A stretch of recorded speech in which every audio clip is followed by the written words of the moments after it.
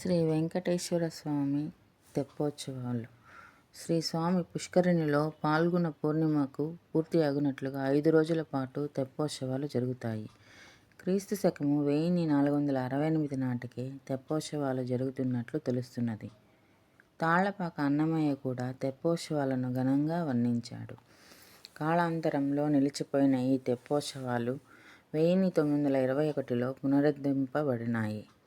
ప్రస్తుతం 5 రోజుల పాటు జరిగే ఈ ఉత్సవాల్లో మొదటి రోజు పాల్గొన్న శుద్ధ ఏకాదశిన శ్రీ సీతారామ లక్ష్మణులు, రెండవ రోజున ద్వాదశిన రుక్మిణీ శ్రీకృష్ణులు పాల్గొంటారు. ఇక మూడవ రోజు త్రయోదశి నుండి పున్నమి వరకు 3 రోజుల పాటు శ్రీదేవి భూదేవి సమేత శ్రీ మలయప్ప స్వామి తెప్పోత్సవంలో పాల్గొంటారు. ఇది భక్తులకు ఎంతో కన్నుల పండుగగా ఉంటుంది. ఈ తెప్పోత్సవాలను దర్శించిన ఎంతో పుణ్యము